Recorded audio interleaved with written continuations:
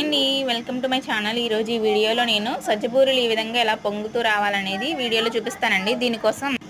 దీనికోసం ముందుగా మనం సజ్జలు ఒక 4 అవర్స్ నానబెట్టుకొని ఆరబెట్టుకొని శుభ్రంగా కడుక్కొని మిక్సీ చేసుకోవాలండి పౌడర్ లాగా. ఇప్పుడు మనం బెల్లం ఈ విధంగా మనకి ఎంత క్వాంటిటీ అని వాటర్ సరిపోతుంది అనేది తీసుకోవాలండి. ఎక్కువ వేసుకోకూడదు, మళ్ళీ ఎక్కువ అయిపోద్ది, మన స్వీట్నెస్ తగ్గిపోతుంది. అందుకని మనకు కావాల్సినంత క్వాంటిటీ వాటర్ వేసుకుని బెల్లం ఈ విధంగా కరగబెట్టుకోవాలండి. జస్ట్ కరగబెట్టాలండి, పాకమేం రావక్కర్లేదు.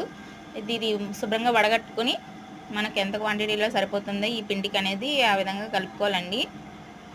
సో ఇప్పుడు ఆ పిండిని కొంచెం కొంచెంగా తీసుకొని మరీ మెత్తగా మరీ పలుచగా మరీ మందంగా కాకుండా మీడియం సైజులో ఒత్తుకుని ఇలా వేడివేడి నూనెలో మరిగే నూనెలో వేసి కాల్చుకుంటే సజ్జబూరెలు రెడీ అండి. Thanks for watching. Please subscribe my channel.